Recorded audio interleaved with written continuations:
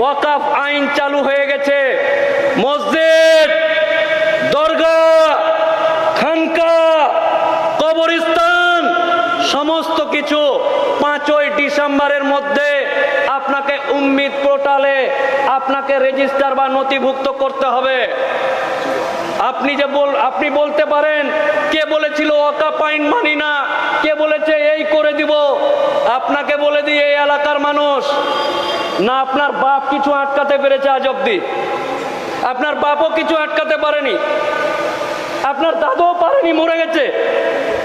না আপনার বাপ পেরেছে, না আপনার দাদু পেরেছে, না আপনি পেরেছেন। যখন পারেননি তখন আইন অনুযায়ী, এই দেশের নাগরিক অনুযায়ী, দেশের সংবিধানকে গুরুত্ব দিয়ে এবং সম্মান দিয়ে যে আইনি প্রসিডিওর আছে সেই প্রসিডিওর মেনটেন করবেন। কে নাটক করে মিছিল করে বলে দিল এটা করতে দিব না, আমি দেখে নিব, তার বাপও দেখতে পারেনি, মরে গেছে। অতএব নাটক না করে, গল্প গুজব না করে, আইন অনুযায়ী 5ই ডিসেম্বরের মধ্যে যে মসজিদ, যে দরগা, যে কবরস্থান, যে আল্লাহর ঘর এখনো সেন্ট্রাল গভর্নমেন্টের উম্মিদ পোর্টালে রেজিস্টার হয়নি, ইমিডিয়েট করেন।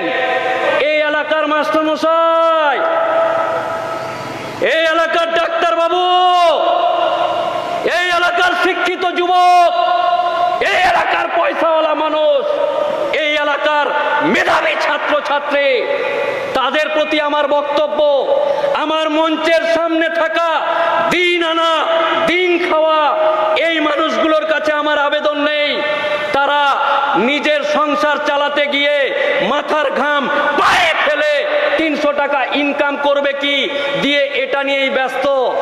ব্রাদারান ইসলাম, আমার বক্তব্য এই এলাকার শিক্ষিত যুবক, পয়সাওয়ালা, ইসলাম ধর্মাবলম্বী মানুষ, তাদের কাছে, পয়সাওয়ালা শিক্ষিত যুবক এবং মানুষদের প্রতি, হে আমার ভাই, হে আমার জাত, হে আমার কম, আপনার ভাই কলিজা ছিঁড়ে আপনাদেরকে বলতে এসছে, এই যে আমার সামনে বসে থাকা জাতি, এই জাতি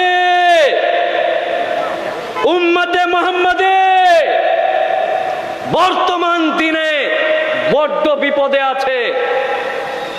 আপনারা জানেন কি না জানি না, টিভিতে শুনেছেন, পেপারে দেখেছেন, মিডিয়া